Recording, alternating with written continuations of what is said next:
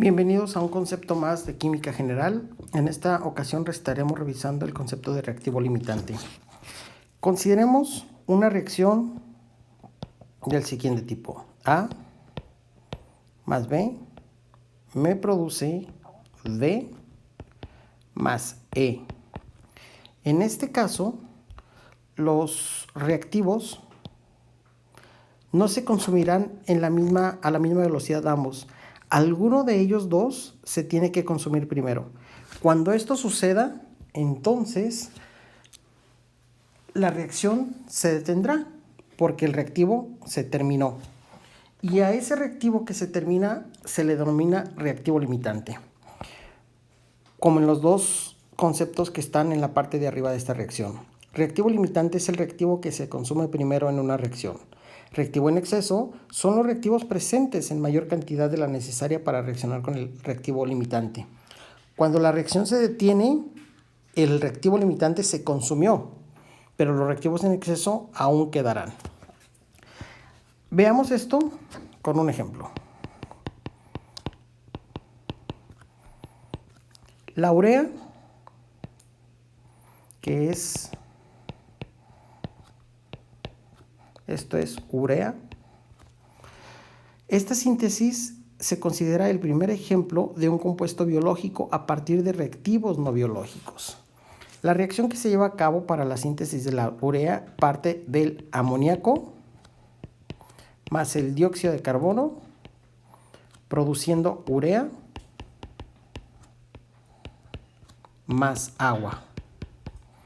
Esta reacción se puede balancear fácilmente por método de tanteo o por inspección, ¿no? Con un 2 ahí. Con ese coeficiente estequiométrico estará balanceada. Imaginemos que en un reactor se agregan 637.2 gramos de amoníaco y también 1142 gramos de CO2. Adentro del reactor, pues claro que sucederá la reacción. Bien, esto será un reactor. Muy bien, pues esa reacción me producirá cierta cantidad de urea. Esta reacción, recuerden que lo que necesito es la síntesis de la urea. Por lo tanto,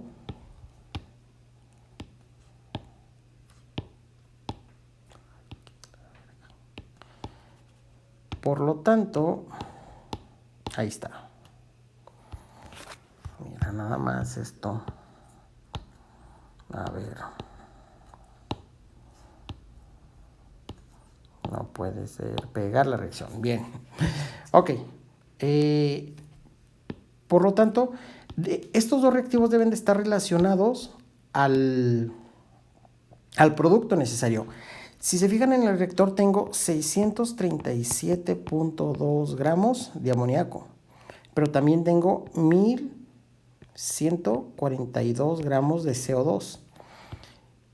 El objetivo es que estos dos deben de reaccionar entre sí para formar urea, ¿correcto? Lo que tenemos que hacer es saber cuántos moles de urea forma cada uno. Por ejemplo, si partimos con el amoníaco, yo tengo 637.2 gramos de amoníaco. Si uso el peso molecular, pues son 14 del nitrógeno más 3 del amoníaco, son 17 gramos de amoníaco. Me formarán un mol de amoníaco. Además sabemos, con el número estequiométrico que es el azul, que 2 moles de amoníaco me forman un mol de urea. Lo voy a poner en azul también. Un mol de urea. ¿Correcto? Ese 1 es el 1 que está aquí. Bien, pues si hacemos esa operación, esto me está generando, recuerden que se multiplica todo lo de arriba, 637.2 por 1 entre 17 entre 2. Tengo 18.74 moles de urea, ¿correcto? Ahora debemos de hacer lo mismo para el otro compuesto, que es el dióxido de carbono. Tengo 1142 gramos de CO2. Muy bien. Pues entonces nosotros sabemos, son 16 del oxígeno por 2, son 32 más 12, son 44 gramos de CO2, es un mol de CO2. Esa es la masa molecular. Ahora la reacción. Un mol, que está aquí arriba, un mol de CO2 me formará un mol de urea. Si se fijan, ambos reactivos los estoy relacionando con un solo producto, que es la urea, el que me interesa. Y eso me dará cierta cantidad de urea. 1142 por 1 entre 44. Me estará dando 25.95 moles de urea. Con estas dos cantidades nosotros podemos conocer quién es el reactivo limitante. El reactivo limitante es el que produce menos, ¿correcto? En este caso voy a tener 18.74 moles de urea si utilizo el amoníaco.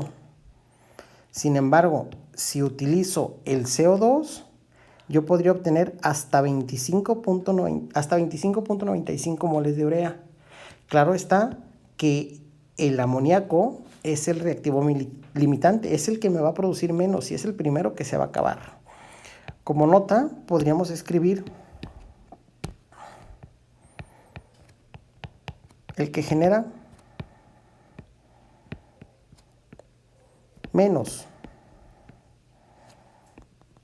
moles de producto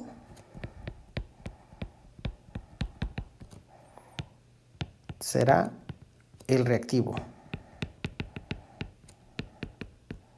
limitante. Bien, ahora, en este mismo problema, ese reactivo limitante se debe de utilizar como base. Antes que eso, en este caso, el amoníaco o el reactivo limitante es el amoníaco. El reactivo en exceso es el CO2, ¿correcto? Ese reactivo limitante es el que se utiliza como base para cualquier cálculo. Por ejemplo, si nos están preguntando, ¿cuál es la masa de urea que se formará?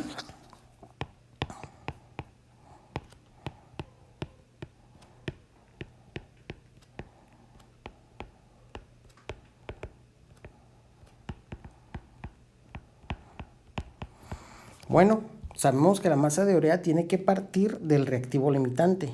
Para eso usaremos el reactivo limitante. Voy a copiarme la reacción, espero que sea más rápido. Esta vez, con todo y cantidades.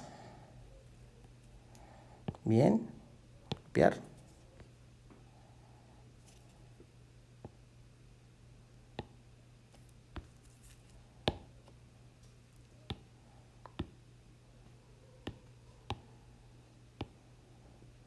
Mira nomás. Ahí está. Bien, esta es la reacción, ¿de acuerdo? Entonces, voy a eliminar estas líneas. Voy a eliminar el CO2 porque debo de partir del reactivo limitante.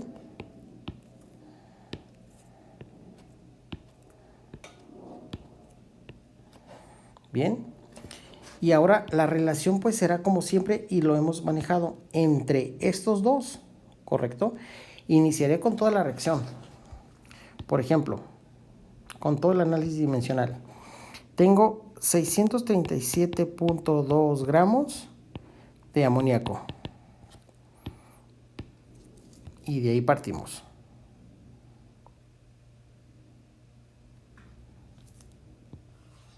Análisis dimensional.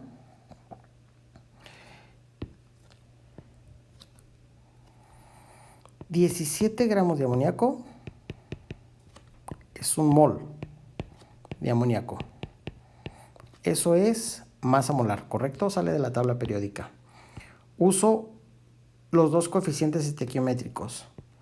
2 moles de amoníaco. Ese 2 es el 2 que está en azul en la reacción. Me produce 1, sigan la flecha, me produce 1 mol de urea.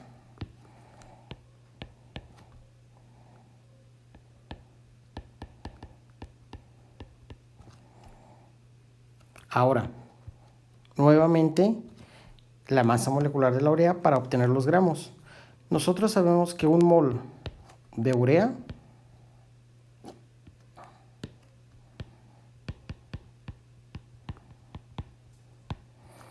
pesará, son 14 del nitrógeno más 2 del hidrógeno por 2 debido al paréntesis más 12 del carbono más 16 del oxígeno. Eso será 60 gramos de NH2CO, ¿correcto?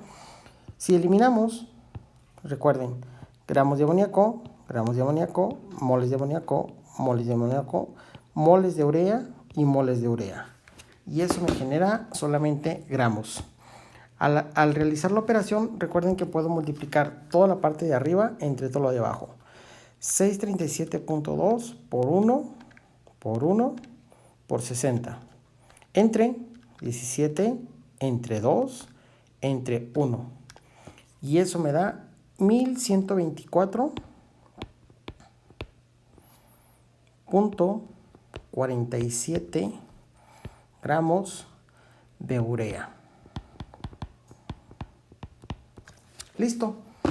Recuerden, como resumen, que este resultado se debe de obtener a partir del reactivo limitante, ¿correcto?